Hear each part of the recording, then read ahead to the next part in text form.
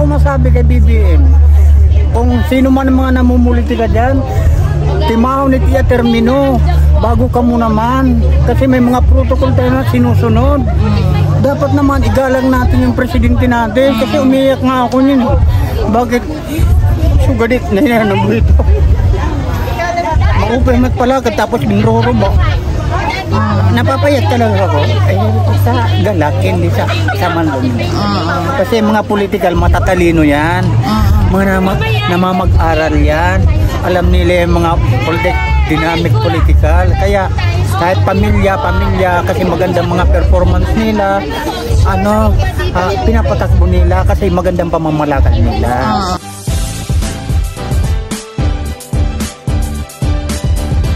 Ako taga-region na, mahal namin BBM. Mahal namin ang Pilipinas. Tayong lahat, mahal natin. Sir, anong masasabi mo sa pamamalakad ni Pangulong Bongbong Marcos? Yes, sobra-sobra. Ang ganda ng pamamalakad niya. Lahat nakikinabang, lahat masaya. Lahat, everybody happy. Wala na ako masabi kay BBM. Kung sino man ang mga namumulitika dyan, timahaw ni Tia Termino, bago ka mo naman. Kasi may mga protocol tayo na sinusunod. Dapat naman igalang natin yung presidente natin. Kasi umiyak nga ako yun. Bakit? Sugadit na yan ang buhito.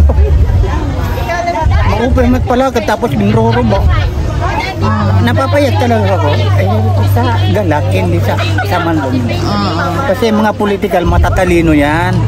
Mga namamag-aral yan. Alam nila yung mga dynamic political. Kaya kahit pamilya, kasi magandang mga performance nila, pinapatakbo nila kasi magandang pamamalakad nila. Nagugustuhan man sila ng taong bayan. Ang gusto ko lang yung kung ilang termino ka, umana. Ayun, pag sinamu ka ito, kayo magkakagubot ta. Pag mag-extend? Pag nag-extend, wala nang extend. Ang termino ng presidente, 6 years. 6 years ka lang. Iba naman, anak mo naman uli. Okay ka. Ano para sa iyo ang bagong Pilipinas? Maganda. Super ganda. Kasi mabait siya eh. Si BBM mabait, matalino. At saka, hindi lang siya mabait. Yung tatay pa niya noon, kasi Ferdinand Marcos, yung senior, maganda. Army naman yun eh. Maganda siya. Sa mga batas lang. Hindi natin na tatanong pa tayo sa iba. Tayo na lang mismo personal kung ano ang pamamalakad dyan noon. Saka ngayon, anak naman niya ngayon. Ako kontento na ako, ma'am. Talaga, ako, pinagpipre ko si BBM na sana, hindi lang si BBM, tayo lahat maging malusog. Maging masagana tayo. Kasi panahon niya to. Pag susunod, Duterte, dapat mabait din yon. Kaya kaso lang, ang ano ko lang, dapat pinatapos. Pinatapos ang termino siya eh. Si Sara, vice lang eh. Dapat pinatapos mo na bago tumakbo eh. Sara, presidente ulit eh. Magulo eh. Parang ano lang, dami naman. Social media, vlogger, sinisira yan. Ang hindi sira, sinisira. Ang sira, inaayos. Okay, masaya ako, ma'am. Masaya ako, pre. Ano pong masasabi niyo po sa mga taong binabagsak ang Marcos administration, especially po si Bongbong Marcos, yung mga sumisira po sa kanya, tsaka yung administrasyon niya po? Ang masasabi ko diyan kasi ito kasi may mga advisor sila. Kabi-kabila, may mga hindi lang porque sila tumatakbo, may mga nag-a-advise sa kanila yan. May mga abogado yan, ganitong gawin mo, ganito. Kahit nagkamali tayo, tutuwid natin yung baluktot, ganito, ganon. Pero as in akin lang, kung si BBM 6 years siya, patapusin muna. Walang siraan. Tapos, takbo na lang uli kayo para hindi magkagubot, hindi magulo. Kasi yung iba dito, nag-aano na lang dyan sa social media hindi na nagtatrabaho eh. Yung nandun sa bukid hindi na pumupunta raw. Umaasa na lang yung mga hinabang. Ito, may kuwan dito, may kuwan, suga dito. Ayun kung ganon.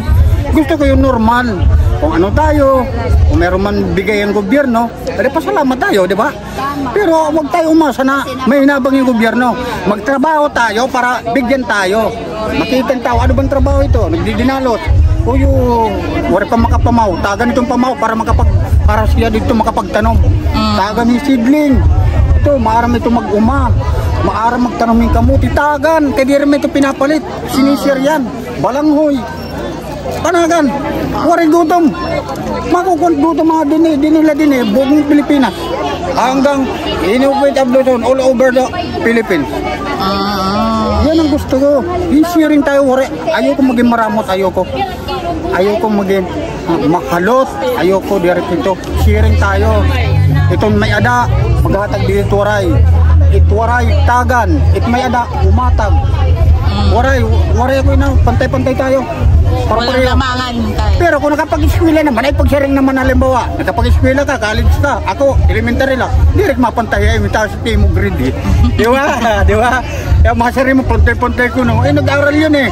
Ginastaw ng magulang yun eh. Advantage po niya na nakapag-aral siya. Siyempre, advantage ito nakapag-eskwela ka. Oo. Kaya sa rin iba, nag-aral yan eh. Yung masinsyo, nag-aral, nagpa-eskwela ng magulang. Masipag manira. Tay, ano pong masasabi niyo po sa mga nangyayari ngayon sa ating bansa? Especially po sa politics po, yung, kunwari po yung latest po, yung pagdakip po ng ICC kay former President Duterte. Tapos ngayon po, pinagbibintangan ang Marcos administration sa nangyari po na yon.